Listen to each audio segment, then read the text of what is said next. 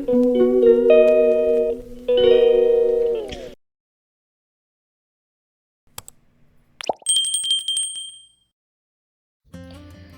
বন্ধুরা, আমি অনিন্দিতা। নতুন একটা ব্লগে তোমাদের সবাইকে স্বাগত। তো আজকে ভয়েস ওভার দিলাম না, আজকে ভাবলাম যে তোমাদের দেখাই যে আমি আজকে অ্যাকচুয়ালি আমাদের 31st নাইট একটা পার্টি আছে আমাদের একটা রিলেটিভের বাড়িতে।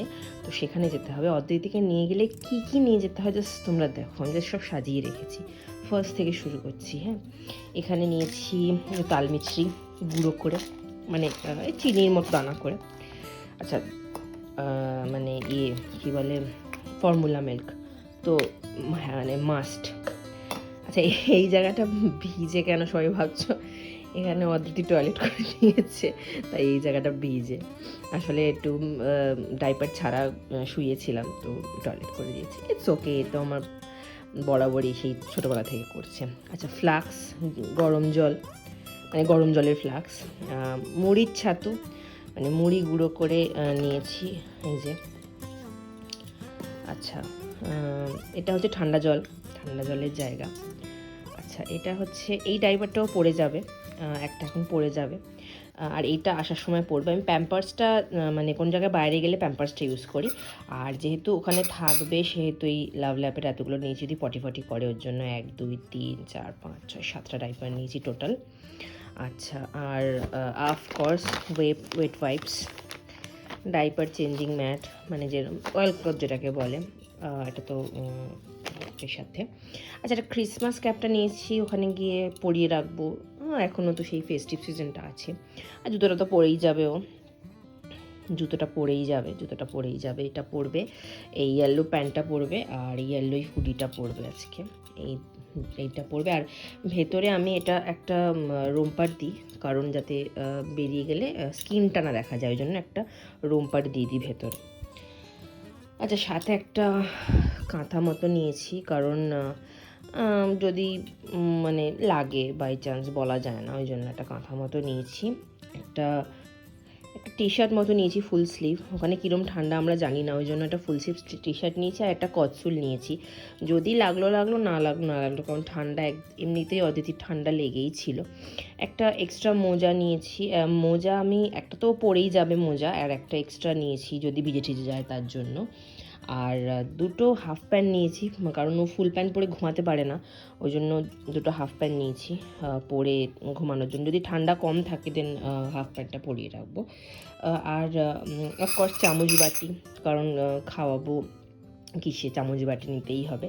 আচ্ছা, পাউডার, কারণ টিপ, এই যে ওর কাজল, ময়শ্চারাইজিং লোশন, আচ্ছা নেজাল ড্রপ বলা যায় না, একটা বিব, আচ্ছা, আর অফকোর্স 2-4টে খেলনা তো নিতেই হবে, কারণ ওখানে গিয়ে কি করবে, ওখানে গিয়ে সবাই দিতে টানবে, তো কটা খেলনা আমি নিয়ে নেবো। তো দেখতে পাচ্ছ এত কিছু আমাকে এখন নিতে হবে, জন্য বড় ব্যাগটা আমি নেব, ওই বড় ব্যাগটা করে সব নেব। আর আমার দেখো এই দুটো জামা কাপড় জাস্ট, আর আমার আর কিছুই নেই। আর অদিতির বাবার একটা প্যান্ট, আর কিছুই নিতে হবে না, কিন্তু অদিতির জিনিস দেখো তোমরা। চলো তাহলে রেডি হয়ে নিই, তারপরে কথা বলছি। অদ্রিতির জল গরম একটু কম ছিল, ওই জন্য একটু জল ফুটিয়ে নিচ্ছি অল্প করে, কারণ ওর জলটা গরমটা একটু বেশি লাগে, কারণ যেহেতু ভীষণ ঠান্ডা, একদম ঠান্ডা জলটা খাওয়াই না, একটু হালকা গরমের সাথে স্লাইড একদম হালকা করে একটু গরম করে খাওয়াই। আর একদম ঠান্ডা জল অদ্রিতি খেতেও চায় না। এদিকে অলরেডি 5টা বেজে গেছে, অদিতির বাবা তাড়া দিচ্ছে যে তাড়াতাড়ি রেডি হও, কিন্তু কিভাবে যে বোঝায় যে বাচ্চা নিয়ে যাওয়া কতটা ঝক্কির ব্যাপার।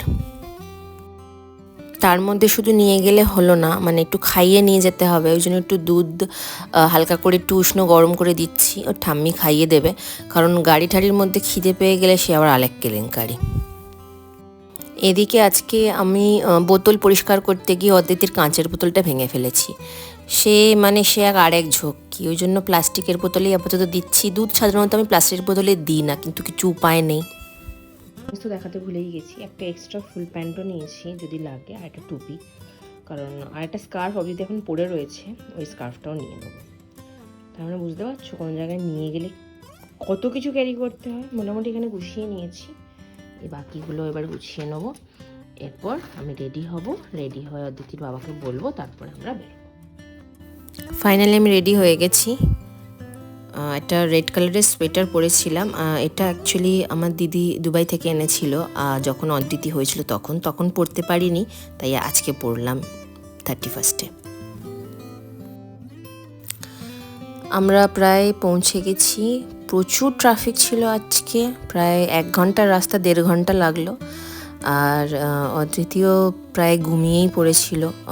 ওর বাবার কোলে গেলেই গাড়িতে ন্যাচারালি ও ঘুমিয়েই পড়ে।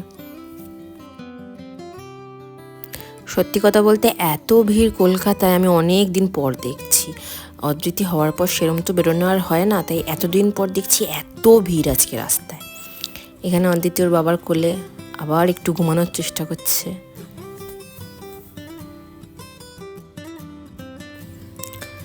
এই যে আমরা পৌঁছে গেছি, দেখি পিকনিক অলরেডি স্টার্ট হয়ে গেছে। সবাই এখানে নাচ গান করছে, অপেক্ষা করছে নতুন বছরের। মানে এনভায়রনমেন্টটাই পুরো আলাদা ছিল। আর এখানে কাবাব তৈরি হচ্ছে, চিকেন কাবাব সবাই খাবে, এখানে করছে সবাই। মানে মানে এটা আবহাওয়াটা খুব সুন্দর ছিল আর খুব ভালোও লাগছিল। আর এখানে রাতের মেনু মানে মাটন তৈরি হচ্ছিল, মানে যেটার অপেক্ষায় সবাই ছিল আর কি। মাঝখানে অদ্বিতীয় করে খুব কান্নাকাটি করছিল, কারণ ও যেহেতু সবাই এখানে নতুন, একটু মুখ চেনা হয়েছে, তো একটু নতুন মুখ দেখে একটু কান্নাকাটি করছিল। সেজন্য আমি একটু ভেতরে গেছিলাম, তারপরে আবার এসে জয়েন করেছি। শীতের সন্ধেবেলা কফি ছাড়া অসম্পূর্ণ, তাই পিকনিক হবে আর কফি থাকবে না এটা তো হতেই পারে না, তাই না? সেহেতু কফি তো একদম মাস্ট। তো এইসবের মধ্যে অদ্বিতীয় একটু ঘুমিয়ে পড়েছিল, মাঝে মধ্যে ওর বাবা দেখছিল আর মাঝে মধ্যে আমি দেখছিলাম। তো এইরমভাবে আমরা অল্টারনেটিভভাবে এসে পার্টি এনজয় করছিলাম। যেহেতু আগে সর্বদাই মেয়ে, তো ওর সাথে কাউকে না কাউকে থাকতেই হচ্ছিল। ব্যাস বলতে বলতে একেবারে রাতের খাবারের সময় হয়ে গেছে। এদিকে কাবাবও আমাদের প্রায় শেষের দিকে, আর মাটনও একদম রেডি। তাহলে আজকের ব্লগটা এখানেই শেষ করছি, দেখা হবে পরের একটা ব্লগে। যদি ব্লগটা ভালো লেগে থাকে একটা লাইক করে দিও, আর পারলে চ্যানেলটাকে সাবস্ক্রাইব করে নিও। ভালো থেকো, সুস্থ থেকো, আর wish you a very happy new year.